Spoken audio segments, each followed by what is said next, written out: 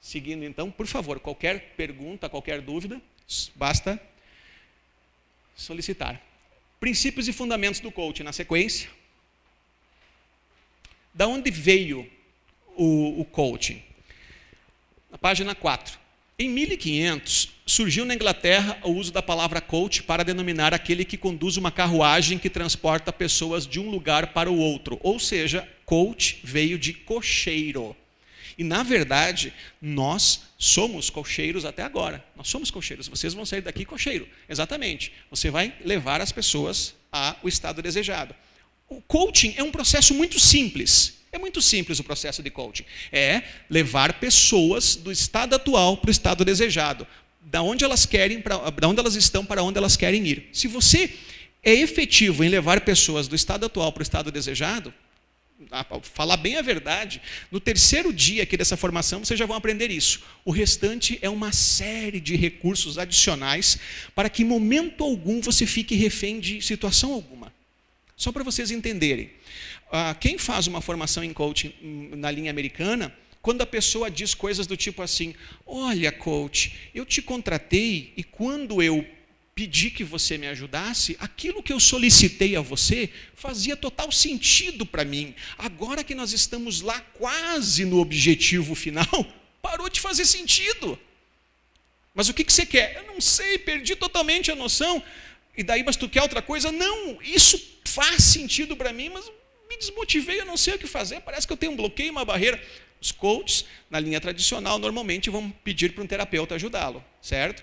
E nós, não, tá? Nós, se a pessoa disser, olha, eu sei o que eu quero, mas tem um bloqueio, tem uma barreira.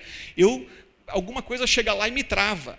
Eu me emociono, eu começo, não importa o problema, nós conseguimos resolver todos, com exceção daqueles que são os problemas químicos, né? Por exemplo, a pessoa, ela construiu um quadro de ansiedade, e esse quadro de ansiedade foi debilitando ela quimicamente, né?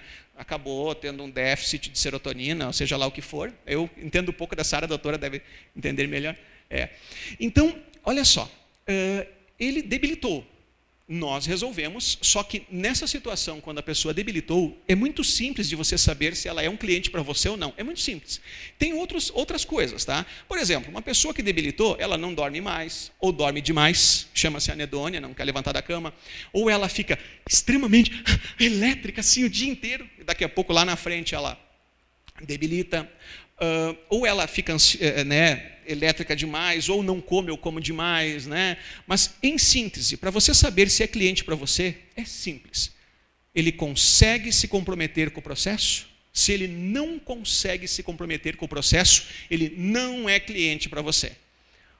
Essa é a grande sacada. Porque nas terapias, normalmente a pessoa fica assim, ó, sentada.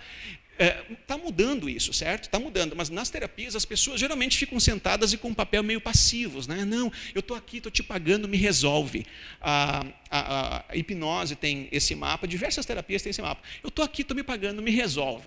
No coaching, não. No coaching, o teu coach é tão ativo quanto o coach. É bem simples, a metáfora é de um atleta. A metáfora é de um atleta. Por exemplo, o atleta te contratou e ele diz, olha, eu quero a medalha no ciclismo. Né? Eu quero a medalha no ciclismo. Ok, então o coach vai treiná-lo, capacitá-lo, trabalhar todo o necessário ali, cognitivo, estratégia de como ele vai fazer para ganhar a corrida. Ele vai trabalhar em diversos contextos, mas quem vai ter que pedalar é o coach. Ok? Então, é isso que eu quero que vocês entendam. Por mais que nós forneçamos muitas coisas e recursos, quem vai pedalar, quem vai correr é o coach. Por favor. É exatamente como funciona a terapia que eu faço, né? Uhum. Faço a terapia, mas aí eu dou uma série de ferramentas que faz com que a pessoa também faça parte dela. Porque você não faz, por exemplo, você faz a terapia, mas a pessoa tem que fazer a parte dela para chegar ao resultado esperado. Ótimo. Muito bom. Isso é ser coach. O coach é tão ativo quanto o coach. Então ela não consegue se comprometer com o processo. Agora, em contrapartida, quando ela está experienciando um problema que precisa de uma ação médica para restaurar quimicamente os recursos, né, para que ela possa se comprometer com o processo, mesmo assim, normalmente, com algumas exceções, normalmente a medicina, o médico, ele só vai medicar, ele não vai resolver as construções na mente dela, os significados que levaram ela a experienciar esse estado sem recursos. Então, mesmo que ela precise de medicação, depois o tempo mínimo para ela se comprometer, 1 mês, né, ou às vezes 2, tem que ver como é que, né, o acompanhamento médico para que ela fique apta, né? Então, mesmo assim, ela vai depois precisar que você faça uma conversão dela. Já vou lá. Faça uma conversão. O que é conversão? É mudança de rota, mudança de atitude, entendeu?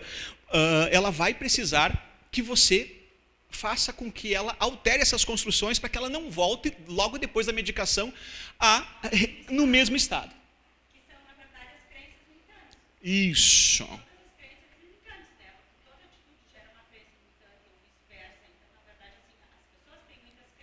Isso.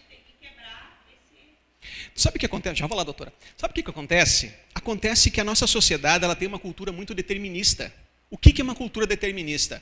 Principalmente uma influência freudiana, que diz assim, o passado determina o teu futuro. E, na verdade, é uma ideia equivocada já. Na verdade, não é o seu passado que determina o seu futuro, a menos que você seja completamente passivo e refém, né, das situações. O que determina o teu futuro é aonde você foca, o significado que você dá ao que você está focando e a sua atitude em relação a isso. Ok? Por favor, doutora, pode ir? Sim.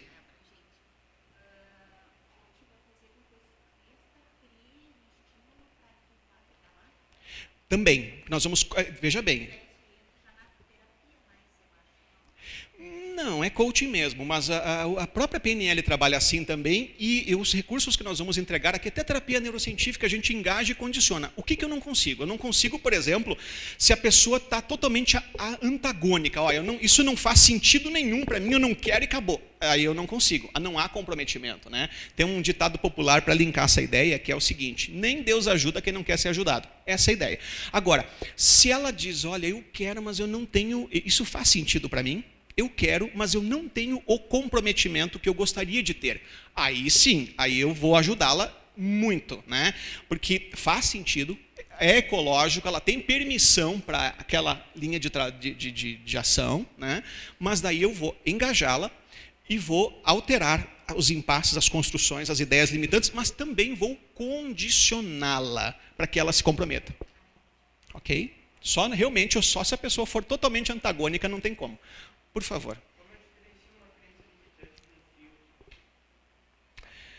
Olha, assim, é muito simples, tá? Uma crença limitante, ela impede você de avançar. Nós vamos trabalhar isso, filtros, metaprogramas, todos os filtros da PNL, nós vamos trabalhar tudo isso, mas uma crença limitante, ela vai te impedir de avançar, do tipo assim, eu não nasci para isso, eu não sou capaz, eu não nasci para ser feliz, eu não nasci para ter o sucesso, e aí vai a quantidade de bobagens que falam. Isso não é para mim, isso exatamente. E um filtro não. Um filtro é bem simples. Um filtro às vezes o filtro pode ser limitante. Não, esse tipo de coisa eu nem vou dar bola, que isso não é para mim. Pode ser, né? Mas é muito simples, tá? O que nós vamos fazer? Quer ver uma coisa? Olha o que nós vamos aprender. Gravem isso. Gravem isso, que essa é a grande sacada do Systemic Coaching. Quer ver? Vou usar uma metáfora para vocês me entenderem. Uma pessoa que é conhecida de vocês. De repente, um parente, um amigo, é só uma metáfora. Imaginem que essa pessoa, um dia, vocês estão caminhando na rua e vocês vejam ela na sarjeta, pedindo esmola, toda suja, maltrapilha e fedida, pedindo esmola. E você conhece a pessoa. Vamos imaginar como uma pessoa próxima, uma amiga de infância, um amigo, ou, né, uma pessoa próxima, que vocês tinham um ótimo relacionamento. E daí, alguns dias, alguns meses, você não viu ela, quando viu, ela estava lá assim, ó. O que é que você faz? Você vai ver ela na sarjeta, botar a mão assim, né?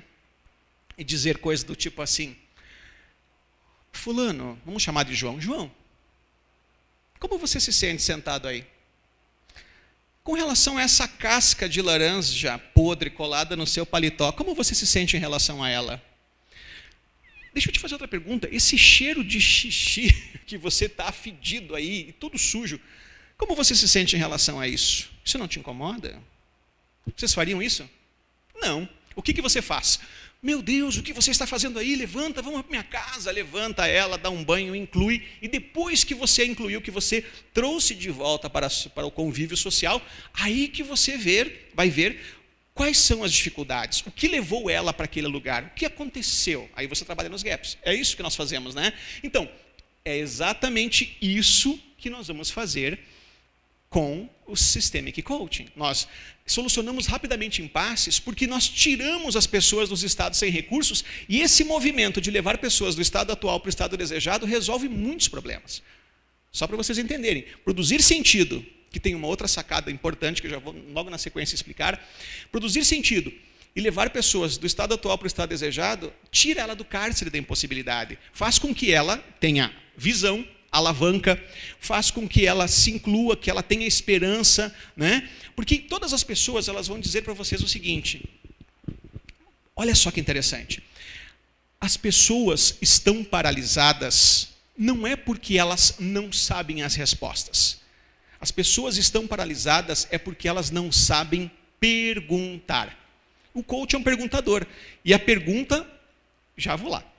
E a pergunta é um negócio interessante. Eu vou contar mais uma historinha para vocês entenderem o ponto, tá? Quer ver uma coisa?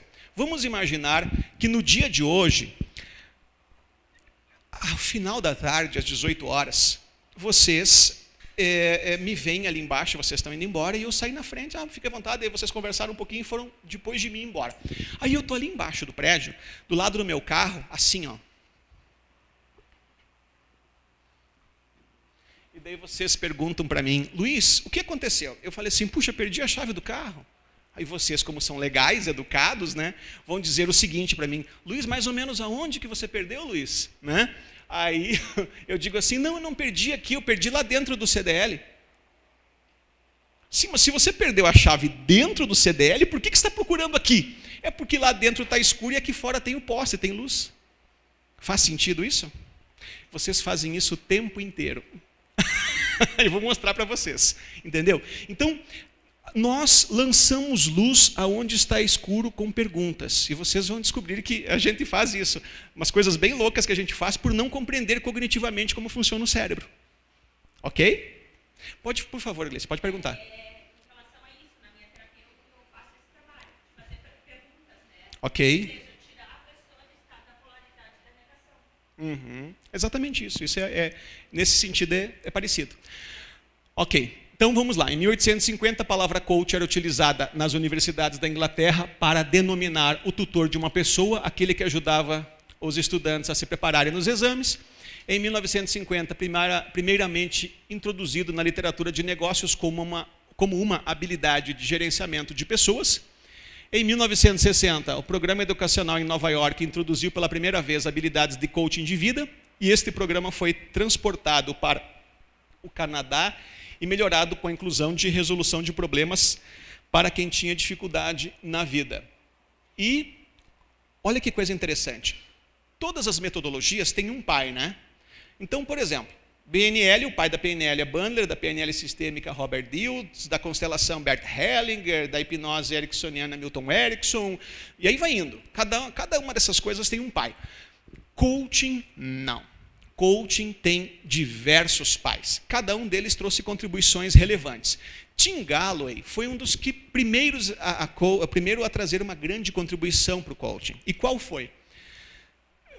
Timothy Galloway é pioneiro do movimento da psicologia aplicada ao esporte e ao mundo corporativo, reconhecido como fundador do moderno conceito de coaching em seu livro intitulado The Inner Game of Tennis, ou seja, o jogo interior do tênis, do ano de 74, com mais de 1 milhão de cópias impressas. Ele tem como principal objetivo, primeiro, ajudar pessoas a aprender e a pensarem por si próprias. Segundo, ajudar gestores e executivos a aprender e a treinar. Terceiro, ajudar as lideranças a aprenderem e a criar organizações de aprendizagem. O trabalho de Tim Galloway viria a fundar o movimento atual de negócios, de vida, de coaching executivo. Qual é a ideia central do Tim Galloway? Olha só, em cada atividade humana existem duas arenas de combate, a exterior e a interior. O jogo exterior é jogado em uma arena externa para superar os obstáculos externos e para alcançar um objetivo externo. O jogo interior tem lugar dentro da mente do jogador e é jogado contra obstáculos como medo, insegurança, lapsos de foco e conceitos de limitação ou suposições. O jogo interior é jogado para superar obstáculos autoimpostos, que são as crenças limitantes, né? Que impedem uma pessoa ou equipe de acessar todo o seu potencial. Eu tenho a oportunidade de trabalhar com profissionais que trabalham também com times de futebol, que, né, trabalham com atletas, entrevistando e atendendo. Agora vou a Palmas, Tocantins, para ministrar coaching esportivo, e eu vou falar a vocês. Essa ideia de Tim Galloway foi sensacional, porque ele conseguiu um grande destaque por descobrir que os seus atletas, quando você eliminava esses lapsos de foco, essas crenças limitantes desses atletas, eles tinham uma performance extraordinária, eles se tornaram muito mais, com uma performance maior, mais aguerridos, mais focados. Então, pessoal, eu conversando também com profissionais que trabalham com times de futebol, vocês não têm ideia da quantidade de conflito, às vezes, que um jogador de futebol tem. E esses conflitos impedem eles, muitas vezes, de tomarem decisões mais, a palavra seria mais desafiadoras, seria uma decisão, eles se milindram, né? Eles às vezes não são aguerridos em certos contextos como precisaria, justamente por um receio de julgamento, um receio de errar, um receio de se ousarem, né? Então é muito importante, e foi esse o grande diferencial do Tim Galloway. E é isso que nós fazemos também. Pessoal, se em algum momento não tiver bom a temperatura, qualquer coisa, por favor, peçam, tá?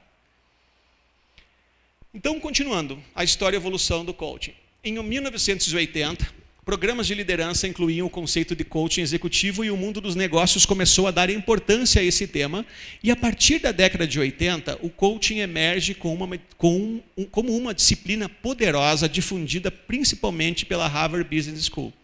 Atualmente, coaching utiliza muitos princípios e práticas provenientes da área esportiva aplicada ao mundo corporativo e educacional, como, por exemplo, execução, busca da excelência e a importância de resultados mensuráveis e ascendentes. Olha, pessoal, a literatura e os nichos de atuação do coach são surpreendentes da sua magnitude. A metodologia, cada dia que passa, ela é mais multidisciplinar. Primeira coisa importante, gravem isso. Isso é extremamente importante. Se não é possível mensurar, não é possível melhorar. Se não é possível medir, não é possível melhorar. Como nós trabalhamos com gaps, mensurar é extremamente importante para que você possa melhorar, ok?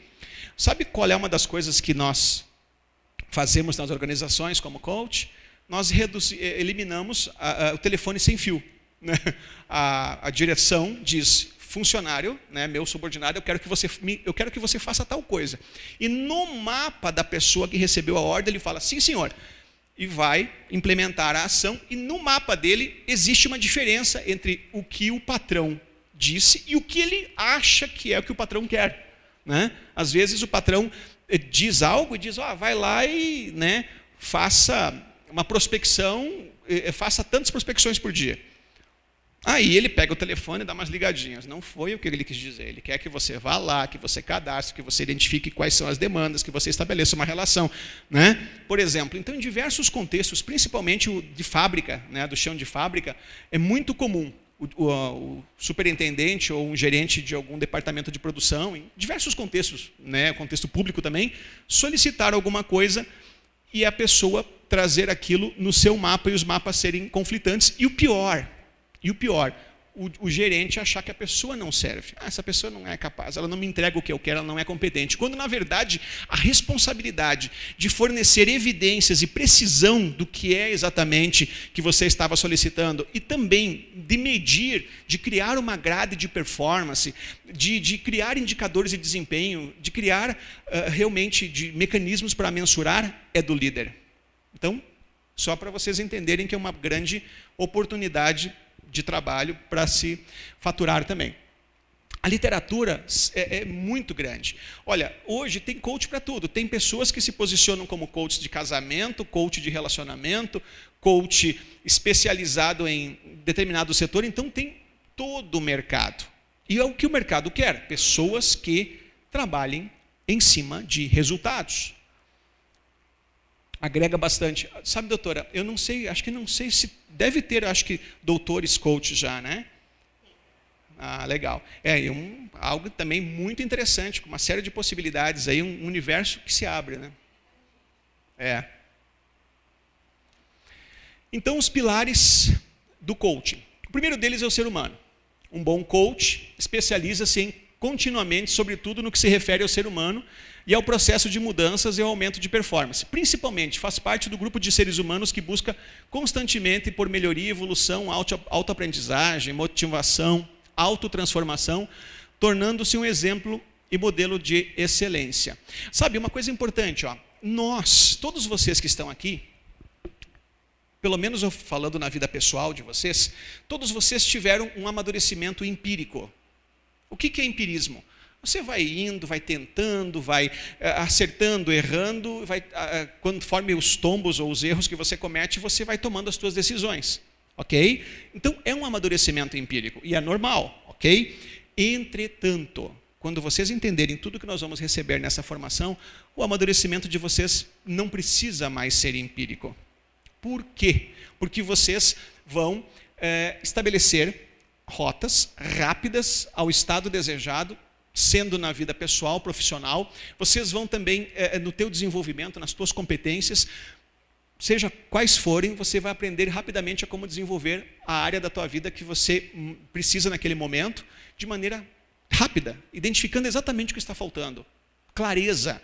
Ser coach é ser um perguntador, é levar pessoas ao estado desejado, mas a palavra principal num processo de coaching é clareza. A pessoa, tanto para a vida pessoal como o teu coach, no dia seguinte ele tem que saber exatamente qual é a ação que ele tem que fazer para chegar ao estado desejado. É exatamente isso. Clareza. Metodologia. Há uma outra coisa que eu vou falar sobre aqui, acho que é importante para vocês entenderem. Olha só que interessante sobre desenvolvimento. Nós vamos aprender muita coisa, mas acho que essa é boa também. Vocês sabem o que significa a palavra inteligência? Sabem o que é inteligência? Alguém arrisca?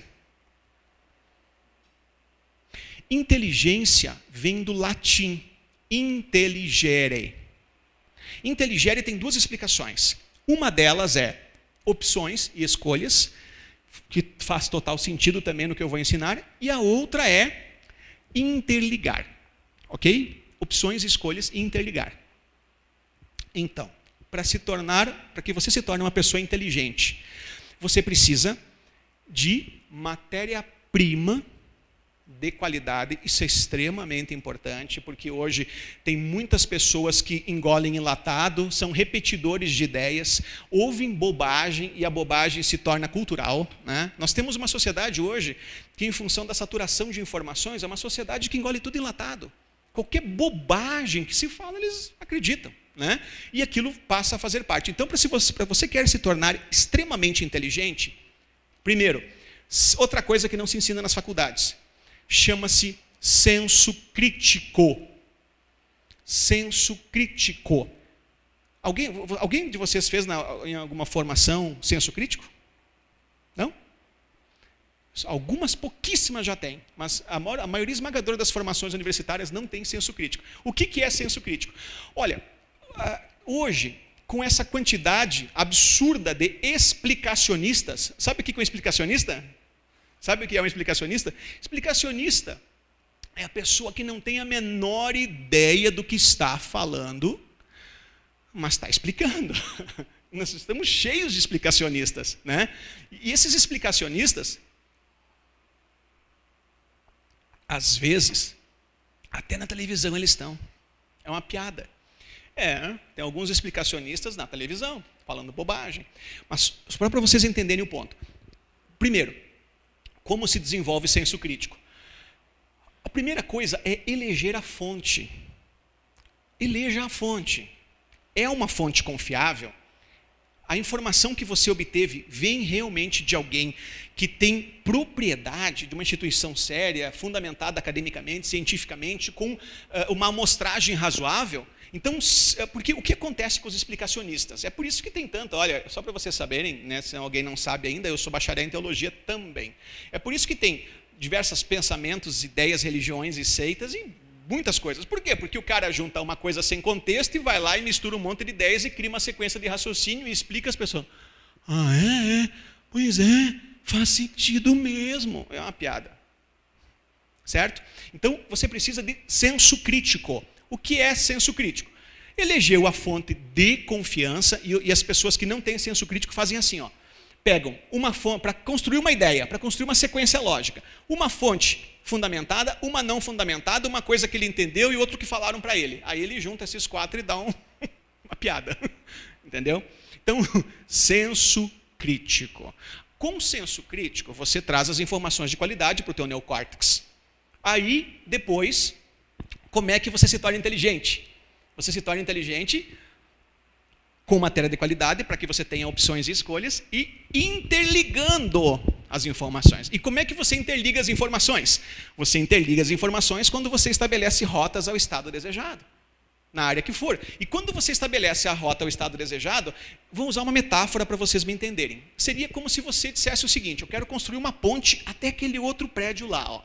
Então, as informações com senso crítico de qualidade que você jogou no teu neocórtex são informações que são o ferro, o cimento, as pedrinhas, o concreto, né? O asfalto. Então, as informações de qualidade são essa matéria-prima, mas elas estão lá sem conexão. Então, quando você cria uma ponte do estado atual para o estado desejado, você precisa dispor desses recursos para construir a ponte. Então, quando você dispõe dos recursos para construir a ponte, você inteligere, fica mais inteligente, você interliga esse conhecimento. Então, para ser inteligente, como coach, 2 coisas. Matéria-prima de qualidade no teu neocórtex com senso crítico. E segundo, interligar através de utilização dos recursos para rapidamente ir a estados desejados. Ok? Metodologia. Coaching está baseado em metodologias e processos e pensamento sistêmico. Então, é necessário ter metodologia, ao qual nós vamos passar. Técnicas. Coaching é suportado por técnicas e ferramentas que potencializam os resultados dos clientes de forma efetiva e profissional e competências. Para que o processo de coaching funcione, o profissional coach deve desenvolver um perfil com certas habilidades e competências, como planejamento, comunicação, motivação, transformação, visão sistêmica, transformação ética e caráter. E certas características, como, por exemplo, comprometimento, confiança, congruência, né? Ser treinável, generosidade, compaixão, entusiasmo e certos princípios, não julgamento, futuro versus passado, ação e seguir um código de ética. 2 pontos importantes aqui. O primeiro deles é o código de ética. Dentro da apostila de vocês, a última coisa na página 200 por ali, tem um código de ética que eu construí, mas é fiado nos melhores códigos de ética das melhores instituições. Então, eu peguei algumas coisas deles e coloquei o que eu achei relevante, né? Também em concordância com o Metafórum. Então, há um código de ética ali dentro da apostila. E o outro ponto importante é o seguinte, ó, você não é obrigado a atender quem você não quer atender. Você não é obrigado, como coach, pelo menos. Né? Como coach, você não é obrigado. Por exemplo, eu vou dizer uma ideia bem absurda aqui, para vocês entenderem. O cara diz que é terrorista e diz assim, o negócio é o seguinte, ó, eu sou terrorista e eu quero que vocês me ajudem a construir um plano, coach, para me matar o maior número de pessoas possíveis. Você não é obrigado a atender, certo? Ok? Só para vocês entenderem. Então, você não é obrigado a atender quem você não quer, não se identifica, você orienta para outro coach que faça mais sentido, ok? De repente ele pediu alguma coisa que fere algum valor, algum princípio seu. Então, você não é obrigado a atender. Agora, sendo o teu coach que está te pagando, uma das coisas mais importantes, que é um padrão muito comum, provavelmente de vocês é muito comum, é a ausência total de julgamento. A ausência de julgamento. Qual é o nosso objetivo? Nós falamos que coaching é um processo que leva pessoas do estado atual para o estado desejado. Mas a grande sacada é Para ser efetivo o processo, é você levar a pessoa do estado atual para o estado desejado no mapa dela, no modelo de mundo dela, dentro da maneira como ela constrói e dá significado à realidade. A efetividade do processo, por exemplo, quer ver uma coisa? Eu digo para a senhora Leia assim, olha, eu vou te ajudar a você ter esse resultado, mas eu vou impor a minha visão e o meu mapa. Pode ser que até faça sentido, mas a maioria esmagadora das vezes, o caminho que eu trilhei, a maneira como eu cheguei lá, e o nome disso não é coaching para começar, chama-se mentoreamento, a maneira como eu trilhei esse caminho não faz sentido para ela. E ela rejeita, ela chega num certo ponto, não, mas eu não vou por ali, não faz sentido, né? E além disso, uma outra coisa legal para nós. Nós somos extremamente efetivos, por quê? Porque nós não usamos uma imposição de mapas. O que eu faço? Eu vou fazer perguntas para externalizar o teu mapa, para que você trilhe do estado atual para o estado desejado, uma rota que faz total sentido para você. Ficou claro isso? Então o objetivo é levar você aonde você quer, no teu mapa, no teu modelo de mundo, de tal maneira que cada passo faça total sentido para você. E outra coisa, quando eu sou mentor, eu estou assumindo uma responsabilidade, né? Se eu disser alguma coisa para você e aquilo não funcionar, vocês podem me dizer assim, ó, o Luiz é um mentor ruim, não funcionou o que ele me disse. E vocês estão cobertos de razão. Em coaching, não tem como não funcionar. Sempre funciona. Por quê? Porque eu vou levar você para onde você quer, que faz total sentido, para a tua identidade. Vou levar você na rota também que vai extrair recursos de você. Então faz sentido cada passo, tudo que você está fazendo. O que eu vou fazer é lançar luz onde está escuro e construir uma rota. E eu vou extrair essa rota de você. E não tem como errar. E também não há um outro problema que preocupa as pessoas. Qual é? Tipo assim, e se não funcionar? E se eu não conseguir? As pessoas normalmente que não compreendem esse processo, elas vão até uma sessão, elas vão preocupadas. Puxa, eu tenho que dar o resultado, eu tenho que dar o resultado. Vocês vão dar, mas você vai levá-lo ao estado desejado, extraindo os recursos dele no mapa dele. Você, pelo menos no contexto da construção da rota, do estado atual para o estado desejado, você não pode sugestionar. Nesse contexto, não se sugestiona. Sabe por quê? Porque essas coisas que eu estou falando, eu vou repetir depois. A gente vai repetir até vocês pegarem e integrarem com as informações que eu vou passando. Porque o ser humano é preguiçoso. Você diz para ele assim, você quer dizer isso? Você quer, eu sei, tá bom, pode ir. Então, o que acontece? O que acontece é que o processo fica inefetivo. Por quê? Porque você deu uma ideia, ele foi lá e não deu certo, ele vai dizer, a minha coach é ruim. E ele está coberto de razão. Então, sempre funciona e sempre é efetivo, desde que você extraia dele todos os subsídios para a construção da rota. Ok? Para os empresários que estão aqui, eu sei que vocês têm muito mais interesse nas estratégias, nos recursos cognitivos e também no líder coach, né? Mas eu vou ensinar a vocês uma coisa importante. O coaching que eu vou ensinar a vocês é o coaching mais completo que tem, que é o coaching no contexto coach-coaching. Sabe qual é a vantagem?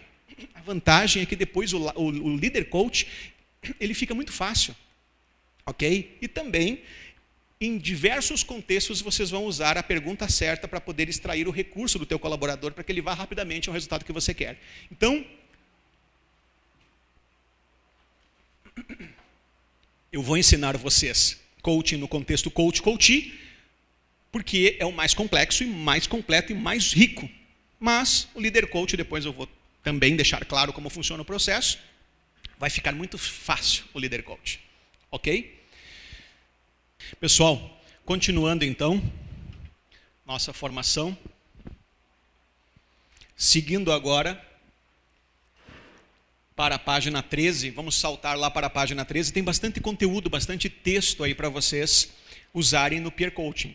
O que é peer coaching? É educar o coach de vocês a como funciona o processo.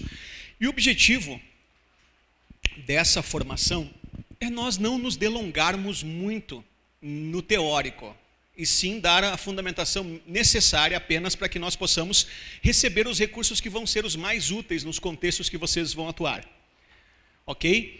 Mas nesse tópico, em diferença de abordagens, na página 13, eu também não vou me deter muito, quero passar um panorama do que eu já disse até agora. A grande diferença principal entre coaching, treinamento, consultoria, mentoring, terapia, RH, principalmente essa aqui, ó. Primeiro, o coach, ele é especializado em resultados. Coaching também significa treinamentos, mas nós trabalhamos em cima de gaps, como nós falamos, tá? Mentoring é você colocar o seu mapa no teu coach, e coaching não, é você extrair o mapa dele, ok? O líder coach, sim, o líder coach ele é mentor.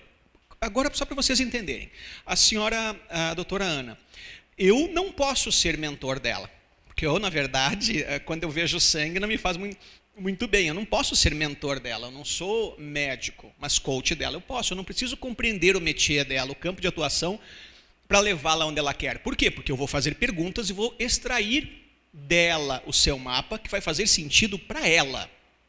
Agora, mentor eu só posso ser de alguma coisa que eu realmente domino e tenho um histórico muito bom de grandes resultados.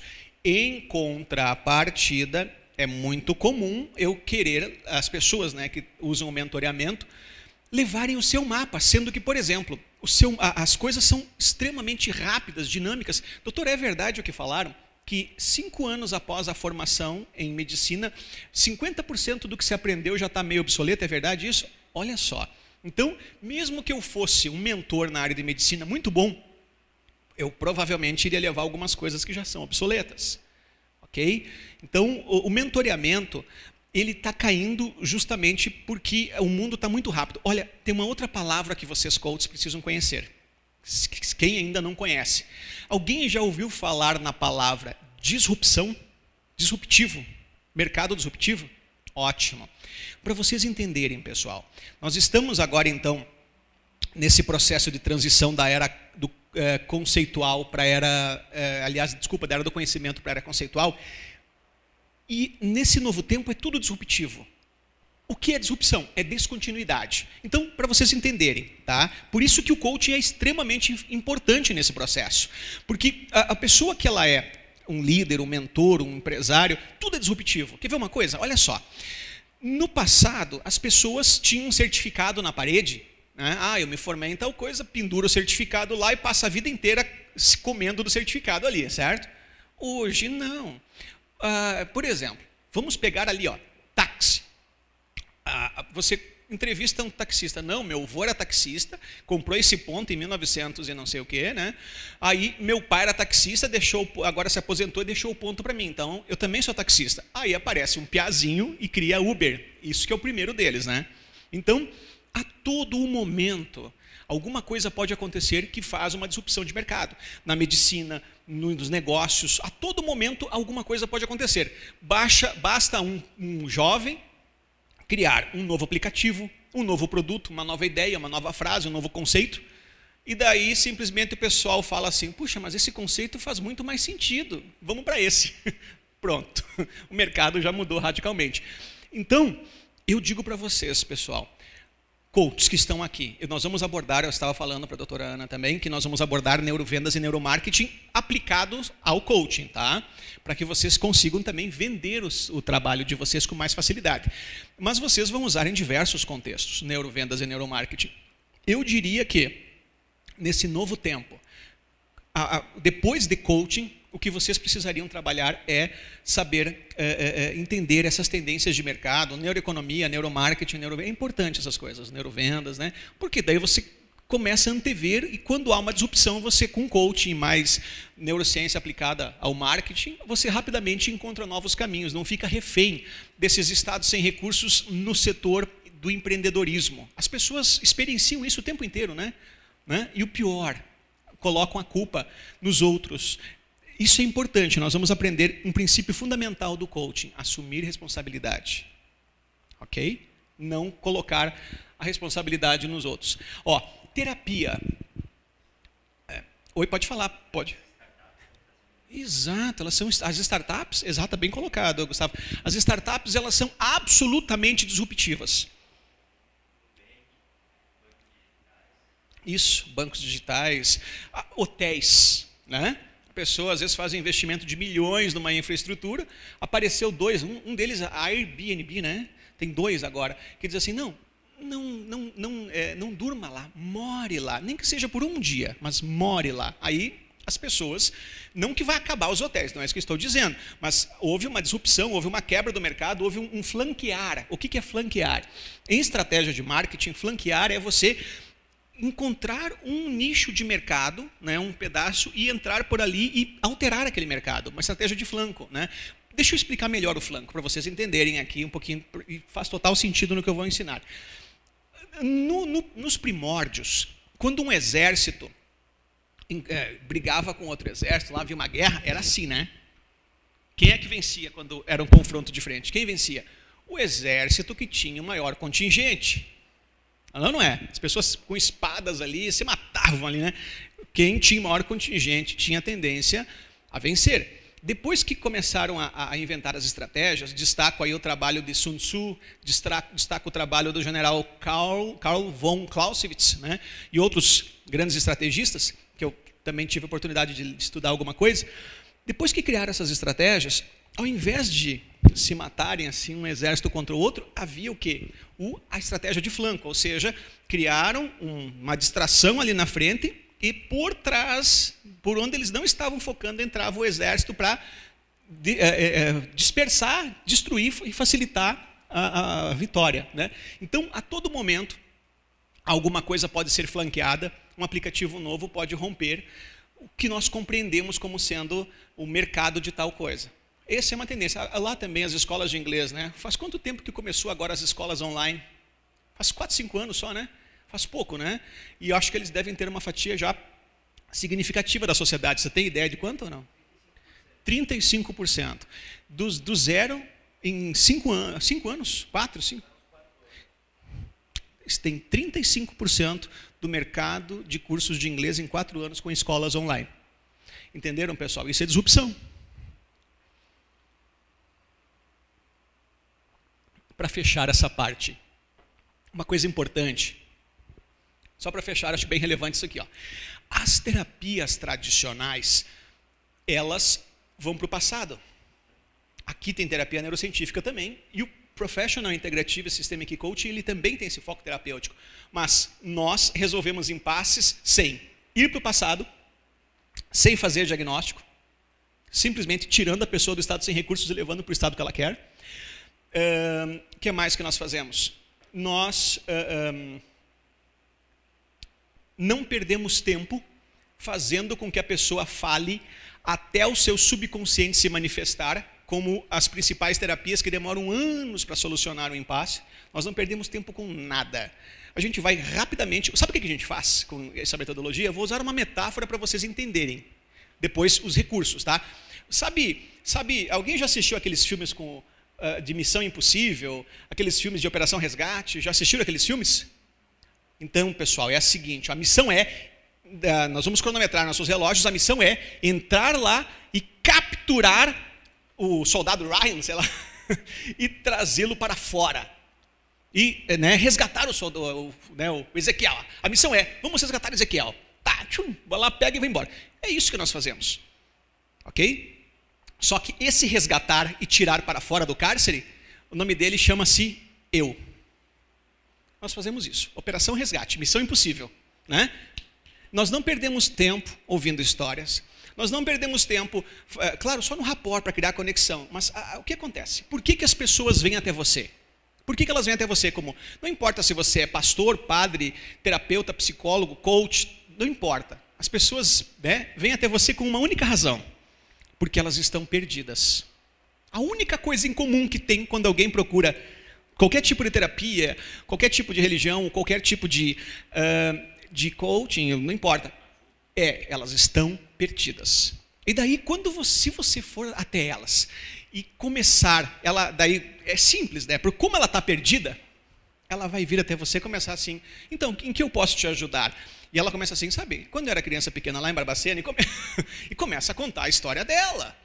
E não para mais. E daí ela começa a jogar aquele monte de coisa para você, que é o que ela tem. Entendeu? Então, o que você vai fazer? Eu vou ensinar vocês, com tudo que eu vou passar, a você rapidamente não perder tempo com nada. Né? Na verdade, verdadeira, quer saber qual é? Você nem vai dar bola para o que ela está te falando. Você não vai nem dar bola. Ah, sim, claro. Olha só, eu vou usar a metáfora da caverna, olha que interessante. Sabe, terapeuta Gleice, eu estou perdido, estou no escuro, aqui tem morcego, eu durmo no chão, está frio, eu me sinto só, eu sinto medo, entendeu? Usando a metáfora, esse é o cárcere do eu, né? Daí você não vai ficar perguntando sobre mais aquele estado sem recursos. Não interessa o estado sem recursos. Enquanto a pessoa fala, sim, vai me contando, mas enquanto me dá tua mão, né? Daí eu pego a mão, isso aí. Eu pego a mão assim, ó, e fico. Sim, e daí? De repente ela, meu Deus, o sol, a luz, não, a estrada. Olha, esperança, alavanca, sentido, né? Clareza. Você simplesmente vai pegar e puxar. Quando ela vê, ela está fora do cárcere. É esse o objetivo. É por isso que nós não perdemos tempo. Deixa eu contar uma para vocês. Sabe como é que eu tenho ajudado pessoas com síndrome do pânico? Ensinado como é que funciona a construção da síndrome do pânico, como funciona o cérebro delas e como é que ela constrói o estado. A hora que ela entende como é que ela constrói o estado e como quebrar esse estado, eu vou ensinar bastante quebra de estado e outros recursos. É assim que você constrói. Então, quebra o estado, foca dessa maneira, respira, vem para o presente e caminha nessa direção. Acabou. Lembrando sempre que em alguns casos ela já está debilitada e precisa de acompanhamento médico, tá? Ok? Essa sociedade do século XXI, ela é maravilhosa em muitos aspectos, certo? Mas a sociedade, bem colocada, senhora Lei, ela está adoecendo coletivamente. A sociedade está adoecendo coletivamente. E sabe por quê? Uma criança de 9 anos hoje, ela tem muito mais informação em um ano de estudo do que um imperador antigo tinha durante a vida inteira. E segundo, por exemplo, nós sabemos que o que dá saúde mental são os momentos mágicos, são atividades de lazer, é tempo com a família, o equilíbrio, né? Agora, olha só o que a juventude faz.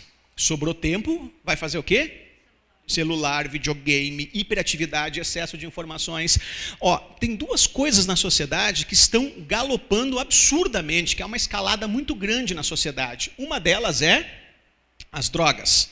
Sabe de onde é que vem a origem das drogas? Por que elas estão prosperando? Por duas razões. Uma delas é porque nessa sociedade saturada de informações, o jovem ele fica entediado e também porque ele fica sem sentido. Pergunta, olha que interessante, ia falar logo na sequência sobre isso. Um jovem que sabe quem é, sabe como chegar onde faz sentido para ele e tem clareza nas suas ações, ele aceita qualquer tipo de oferta? Não aceita. Ele aceita por quê? Porque a vida dele está sem graça, ele foi hiperestimulado por games, por excesso de informações e por uma vida desde muito jovem sobrecarregada, né? E daí ele quer uma fuga. E daí, como a vida dele está entediada, pela hiperestimulação, a hiperestimulação da sociedade moderna, pelo excesso de games, de televisão, informação na escola, tudo mais, ela gera, digamos, nas pessoas, principalmente no jovem, ele precisa para ter prazer, para ter estímulo, ele precisa de muita coisa. Os antigos, um sol bonito já era uma coisa que já dava um prazer. Pequenas coisas geravam prazer. Hoje o jovem, ele justamente pela hiperestimulação, ele busca fugas, né? Ele busca, deixa eu espairecer. Então, falta total de sentido, justamente porque é muita informação e ele não se internaliza, não tem nem tempo para isso, para pensar sobre si, sobre o seu eu. E segundo, então, o excesso de estímulo faz com que ele tenha anedônia. Anedônia. O que é anedônia? Anedônia não acha graça nas pequenas coisas da vida, né? E anedônia grave é a depressão. Anedônia grave, a pessoa não quer levantar da cama, não tem força para nada, não quer saber de nada, nada acha graça. Vou te dar R$1 milhão. Para quê? A minha vida não tem graça. Entendeu? Anedônia grave, não levanta da cama. Ok? Então, a sociedade está adoecendo pelo padrão. Para nós que somos coaches, que estamos aqui, é sensacional. Por quê? Não que ela está adoecendo, mas que nós podemos ajudá-lo. Porque nós produzimos sentido, nós nos damos identidade, nós incluímos, nós mostramos cognitivamente como funciona seu cérebro e como fazer com que seu cérebro viva uma vida muito melhor e muito mais realizada. Tudo isso eu vou ensinar a vocês. E um outro problema que está adoecendo coletivamente a sociedade, que vem da mesma raiz, chama-se depressão. Então, alguns têm justamente a anedônia, e daí, buscando um prazer exacerbado, as drogas, as bebidas, as outras coisas são boas, né? Porque elas criam uma hiperestimulação cerebral e fazem com que elas, aquilo, de repente, ela se sentiu vivo de novo, por exemplo, né? E o segundo é a depressão. Por quê? Não, só para vocês entenderem, a senhora sabe quanto por cento da sociedade, principalmente da área médica, tem síndrome de Burnout? Tem ideia? Um estudo que eu vi de uma fonte séria, 40%. Uma enfermeira num TCC disse que até dá mais, mas o estudo apontou 40% médicos, advogados, professores, juízes têm síndrome de Burnout. Você sabe o que é síndrome de Burnout? É depressão do sistema nervoso central por excesso de estimulação, ou seja, gastou demais o cérebro e não deu tempo do cérebro restaurar a serotonina. Vocês não acreditam. Claro, nem todo mundo vai ter depressão, né? É só aquelas pessoas com predisposição. Mas para pensar o seguinte, aliás, aquelas pessoas com predisposição, de acordo com a Organização Mundial da Saúde, estima-se que 50% das pessoas do planeta, em algum momento da vida, terão depressão. 50%. De acordo com a OMS, a Organização Mundial da Saúde. Só para vocês entenderem. Então, o que é que leva a esse padrão? Leva a maneira como nós experienciamos a sociedade do século XXI. Por quê? É hiperestimulação, é ansiedade, estresse, a mente extremamente acelerada, o tempo inteiro acelerado, né? E o que é relevante para que você tenha saúde mental? Momentos mágicos, momentos com a família, que mais? Olha só, quer ter serotonina? Serotonina? Exercício, mais uma bênção maravilhosa da neurociência, descobriu agora. Algumas coisas que eu vou ensinar é descoberta agora da neurociência. Antigamente, se imaginava que a mente, ela não regenerava seus neurônios, né? Ouviram falar sobre isso? Porque se regenerasse, vocês iam dormir e acordavam outra pessoa, certo? Agora, existem algumas áreas no cérebro que sim, que é as áreas aqui, que é memória de curto prazo, e se descobriu que exercícios físicos com intensidade suficiente para que a pessoa soe. Exercícios físicos com intensidade suficiente para que ela faça suar essa pessoa. Não precisa ser muito tempo, mas 3 vezes por semana, exercícios físicos com intensidade, não dá para ser só caminhada, ela tem que suar, tá? Tem que sair suor. Exercícios com essa intensidade, eles não só devolvem a serotonina, né, e mais outras coisas positivas, a adrenalina, outras coisas boas, né, mas principalmente a serotonina, né, e neurogênese no neocórtex. Neurogênese no neocórtex. Ou seja, no neocórtex é principalmente onde tem o filtro que não deixa você sair de uma ansiedade para uma ansiedade generalizada, né? Aquele filtro, não é filtro, a palavra certa que os neurocientistas PhDs usam não é filtro, é tampão. É um tampão, digamos, é alguma coisa que te dá um controle para que você não se perca, né? Então, essa neurogênese, ou seja, a ocitocina, esse excesso de estimulação, para algumas pessoas com predisposição, ele vai inibindo a neurogênese nessa área. E daí a pessoa, digamos, cada vez fica sem esse tampão, e daí ela se perde. Sabe quando você, de uma ansiedade, fica numa ansiedade generalizada?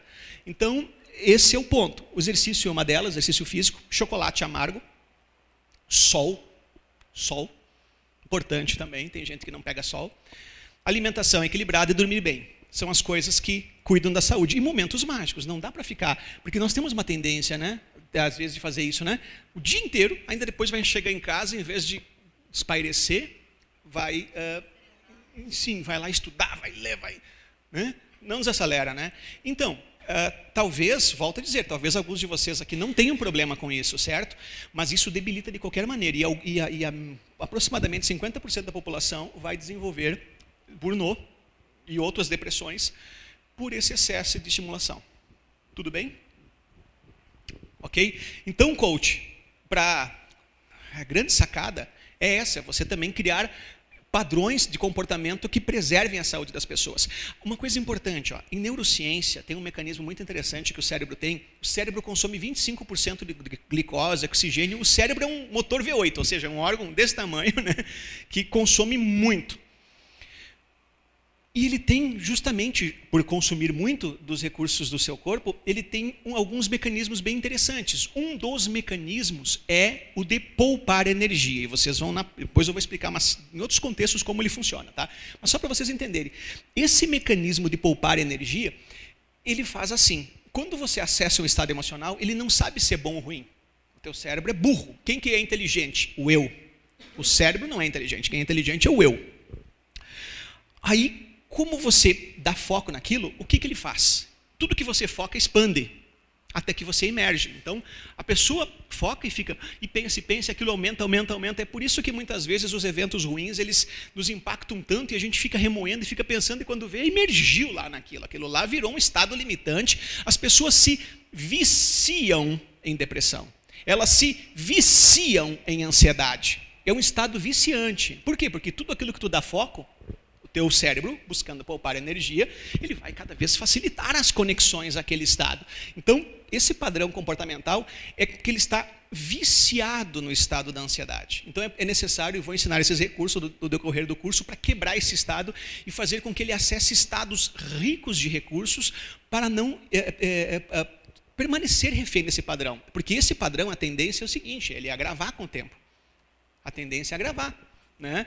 Porque enquanto você não entende como você constrói, por que existe ansiedade generalizada? Porque a pessoa vai e fica e pensa e remói e fica ansioso e quando vê ela emerge. Pode falar. Nesse caso que as pessoas ficam indo e voltando de ansiedade, de depressão. O caso que fica indo e voltando é justamente por quê? Porque ela foi tratada quimicamente com medicamentos, mas não alterou as construções que levaram ela para lá. Então, mesmo que ele precise de um médico acompanhando e dando a medicação, ela vai precisar, depois de um certo tempo, que ela já estiver preparada para se comprometer com o processo, ela vai precisar de uma terapeuta ou de um terapeuta para alterar, num coach, né, para alterar as construções e criar o padrão que vai levar ela na qualidade de vida que ela quer. Volto a dizer, só o medicamento faz o que a gente vê todo o tempo, né? Toma medicamento, fica 6 meses tomando, fica 6 meses bom, volta de novo. Exatamente, porque debilita, né, novamente. Então, precisa alterar as construções. E para isso o coach, o terapeuta, ele leva ela num outro padrão comportamental. Não, ele só vai... Normalmente o antidepressivo é o quê? Quase sempre, que eu saiba, que eu sou leigo, né, nessa área, mas quase sempre é um inibidor de recaptação de serotonina. O objetivo é devolver serotonina. Agora, se você devolve a serotonina e você deixa a pessoa de novo naquele padrão ansioso em que não há equilíbrio e ela vai debilitar de novo. Ou seja, sabe a administração de empresa, né? Tá gastando mais do que arrecada. É a mesma coisa, ela está gastando mais do que repõe. Pode falar, Ezequiel, por favor.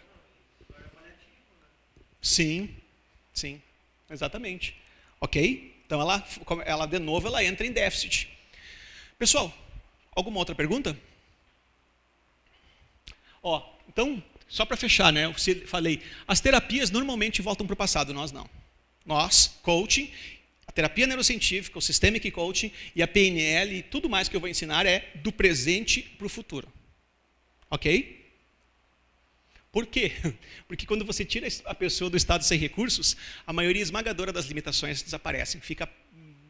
Nem sempre, mas a maior parte fica bem menos do que tinha antes de tirar a pessoa do estado sem recursos. É aquela ideia que eu falei do mendigo ali, né?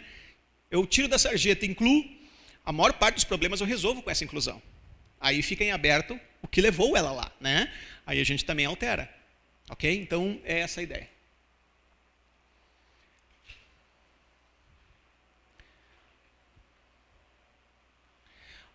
Isso aqui, então, é das formações que se ensina em tudo que é parte do mundo, a metodologia chamada ATARME. Estrutura, página 14, por favor. Estrutura funcional do coaching.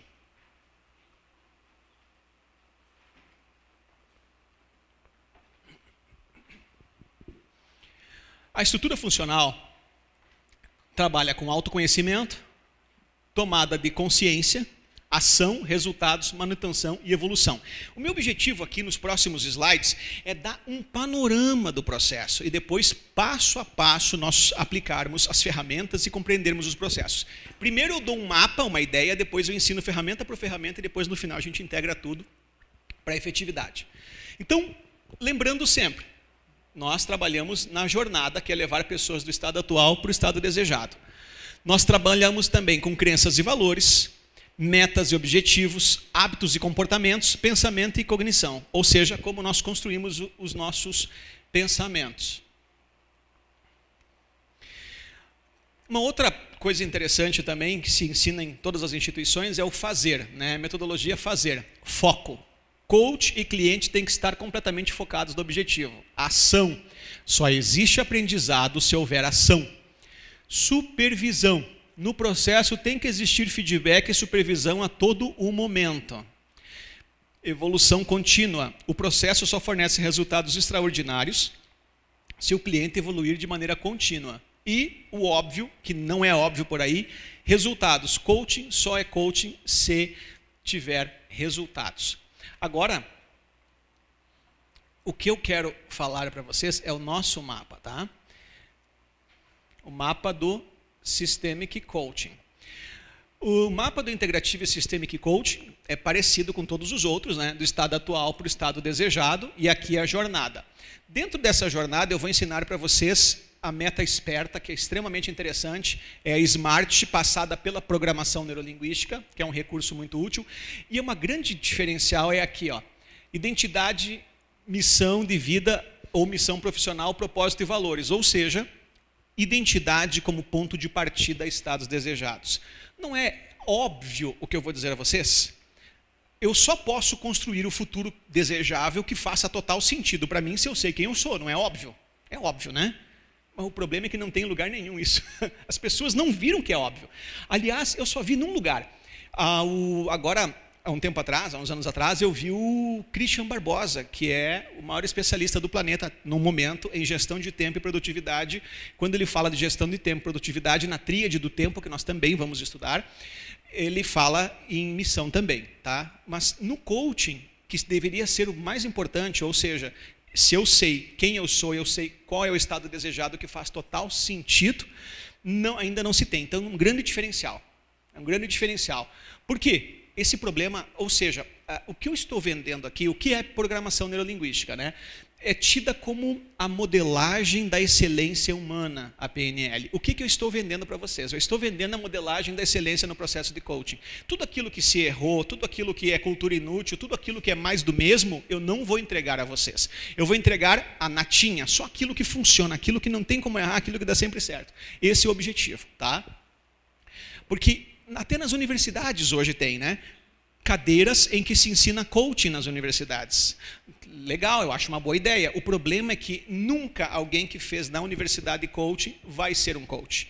Ou um professor nunca vai poder ser um trainer, a menos que ele seja um coach. Por quê? Porque para que você seja trainer, você tem que ser um coach eu diria ser pretensiosamente um coach muito bom. E um coach que tenha muita bagagem em soluções com as ferramentas do coaching. Então, não dá para eu explicar teoria para vocês e achar que vocês vão sair daqui, né? Eu dei uma aula acadêmica e achar que vocês vão lá fora e vão ganhar dinheiro como coach. Não. Para ser trainer, tem que ser coach.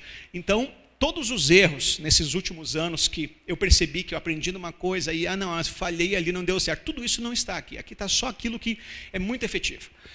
Empoderamento, as pessoas se colocam à margem das possibilidades, principalmente porque não conseguem se empoderar. Eu vou ensinar vocês empoderamento. Olha que interessante isso aqui, ó. Nós não procuramos problemas. Tem muitas terapias que começam a procurar problemas, certo? Eu não conheço a tua, tá? Eu vou falar sobre coaching, tá, Gleice? Nós tem muitas terapias que ficam procurando problema. Nós não. Nós só buscamos soluções. Nós tiramos as pessoas dos seus cárceres e levamos ela na construção do futuro desejável, do modelo de mundo que elas querem experienciar. Quando é que nós resolvemos crenças limitantes? Quando é que nós resolvemos problemas? Quando eles se atravessam em nosso caminho.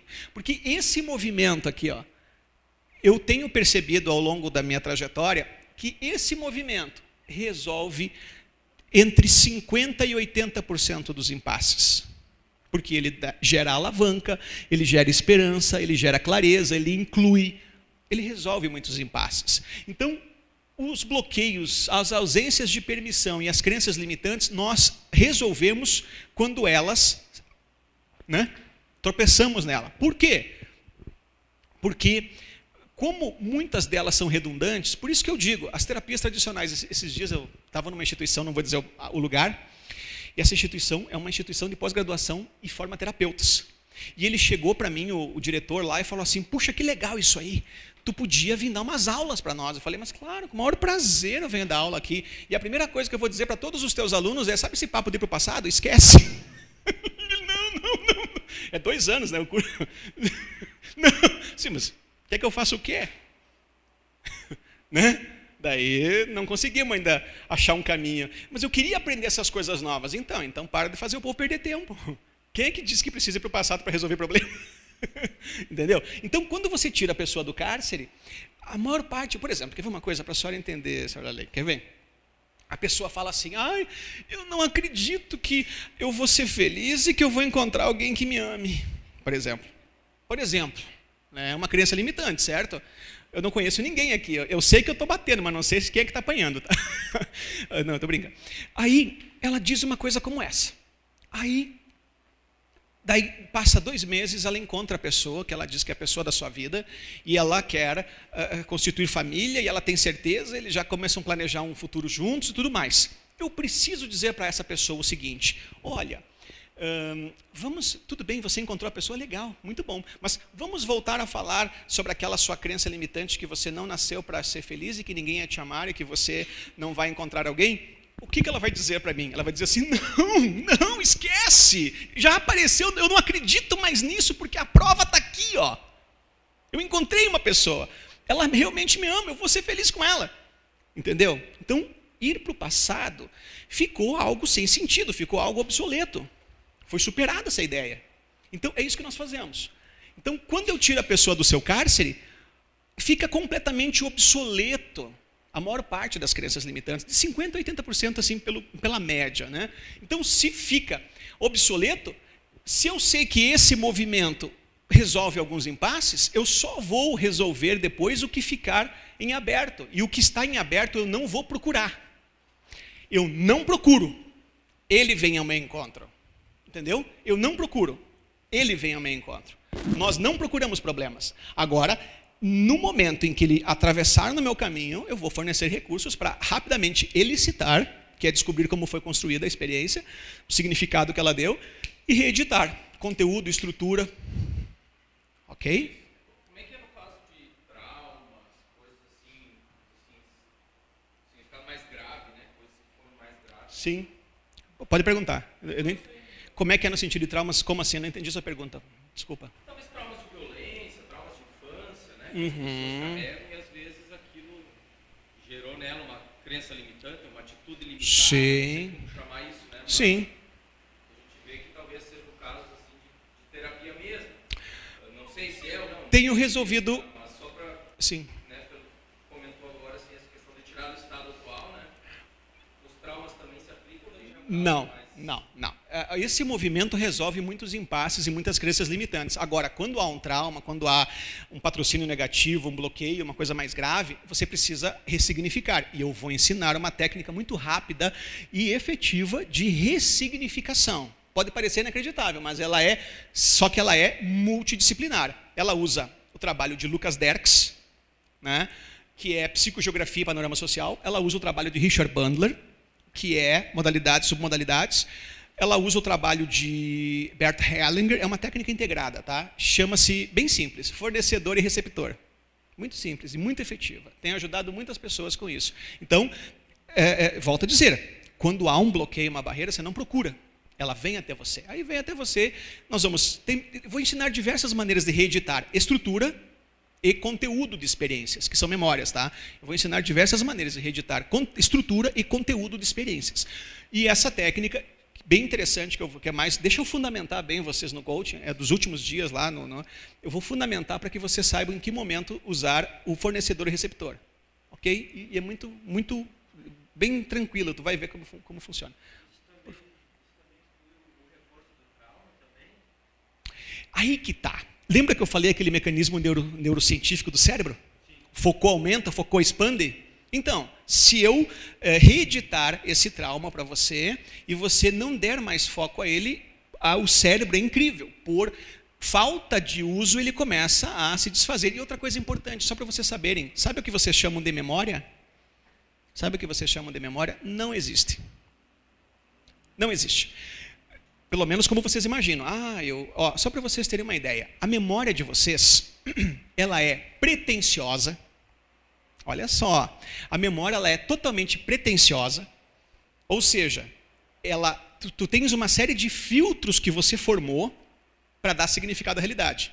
Então, você só enxerga... Quer ver uma coisa? Vocês vão entender. Vocês já aplicaram na vida de vocês pessoal Sperler Ferros? Não. Repete o que eu falei.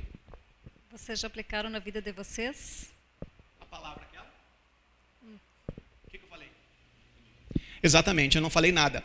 Assim, ó, qual que é a piada? A mente, essa palavra não existe, tá? É uma piada. A mente de vocês, ela é pretensiosa, seletiva. Ela só grava, ela só enxerga aquilo que ela está preparada para ver. Vocês não conseguem repetir a palavra que eu disse porque vocês nunca ouviram e não faz sentido nenhum. Também, isso nós também vamos aprender. O cérebro não sabe, só para você ter uma ideia, vocês sabem que existe alucinação? Sabe o que é alucinar, né? Quer ver uma coisa? Uma alucinação, uma brincadeira de uma alucinação. Querem ver uma brincadeira para vocês entenderem que coisa incrível o cérebro? Olhem para a mão de vocês. Agora se concentrem. Eu vou colocar um limãozinho Tahiti, bem verdinho, bem cheirosinho aqui. Agora eu vou, cortei o limão. Eu quero que vocês aproximem até do nariz assim e sintam aquele cheirinho. Imaginem o cheirinho do limão. Imaginem o cheirinho do limão. Tá? Agora peguem ele, pinguem na gota de vocês uma gotinha daquele limãozinho. Não dá saliva na boca? Não. Se você se concentrou na experiência, não saliva?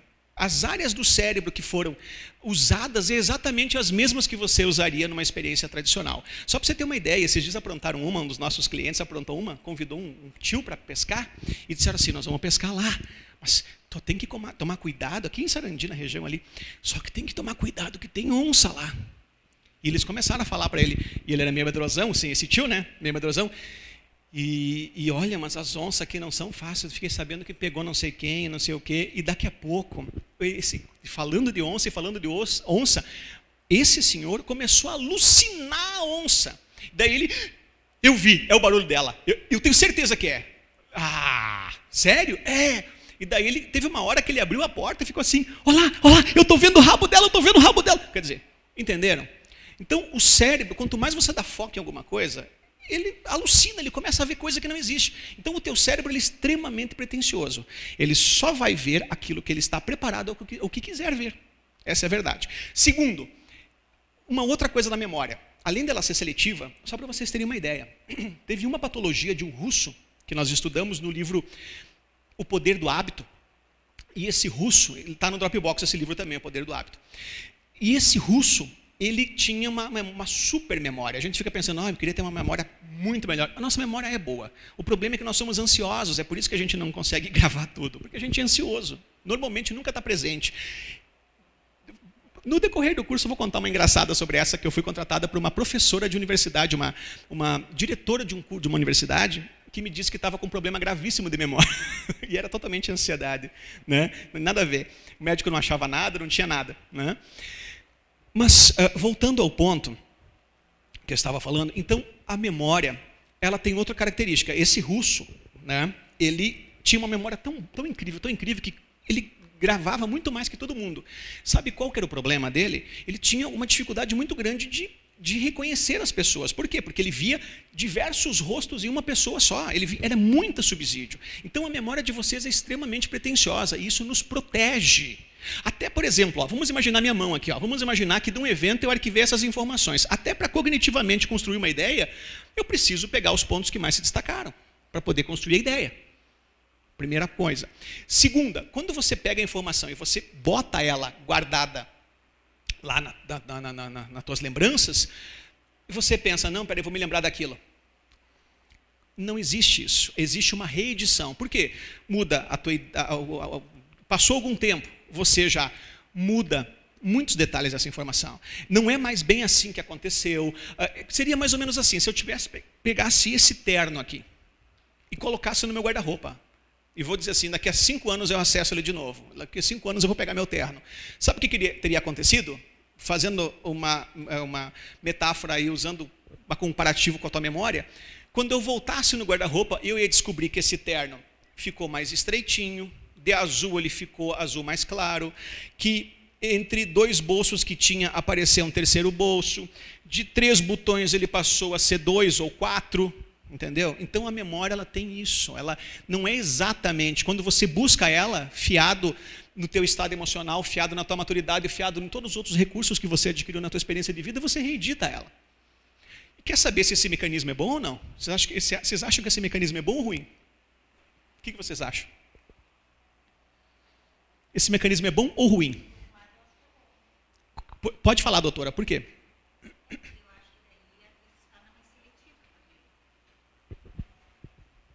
Mas tem mais uma coisa. Quem mais arrisca?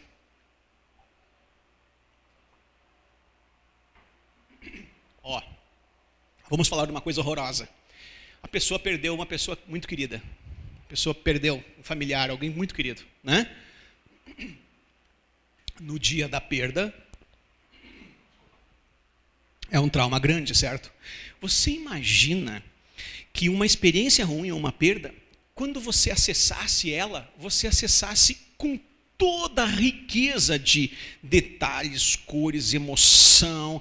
Imagina que você acessasse, eu vou falar algo horrível aqui, né? Tomara que ninguém tenha tido uma experiência horrorosa dessa, mas a perda de um filho. Misericórdia, né? Então, tu imagina resgatar aquilo com toda a intensidade, a emoção, o brilho. A pessoa ficaria paralisada. Exatamente. Então, esse fenômeno chamado psicoadaptação também, e tem a ver também com essa questão da memória, ele te protege. Não diz assim, o tempo cura as minhas feridas, né? Então, esse fenômeno ele é de proteção, porque caso contrário, a dor seria devastadora se você acessasse aquelas informações e aqueles eventos com a riqueza absurda de detalhes. Cada vez que ela pensasse naquilo, ela paralisaria.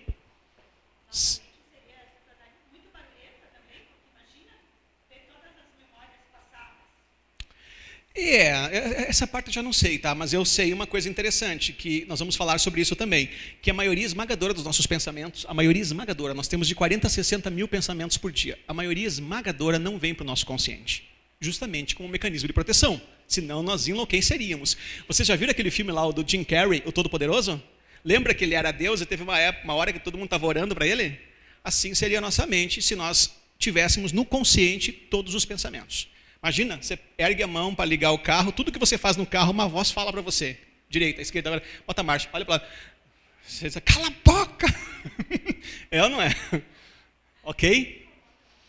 Ficou claro isso, pessoal? Ficou claro? Então, nós só procuramos soluções, não perdemos tempo com o passado, trabalhamos do presente para o futuro, nós não deixamos a pessoa ficar falando é só no rapport para criar uma conexão e entender exatamente o que ela está buscando, tá? Mas fora isso, ela vai te jogar as informações porque ela está perdida. Então, se você produz sentido, não tem nem que perder tempo. O que acontece nas terapias tradicionais, e em alguns coaches também acontece isso. A pessoa começa a contar uma história, ela diz mais ou menos assim, usando uma outra metáfora. Eu estou perdido, vem que eu quero te mostrar, me dá sua mão. E daí ela entra no labirinto lá, né? E diz assim, olha aqui onde é que eu estou. Eu estou perdido no labirinto. E daí o coach ou o terapeuta, pai, agora eu também estou. É piada, né? Mas é o que acontece. É o que acontece. Acontece ou não acontece? O objetivo é tirá-la de lá e não entrar junto no labirinto. Você não precisa perder tempo, você precisa produzir sentido. É isso que você vai fazer. Tá bom?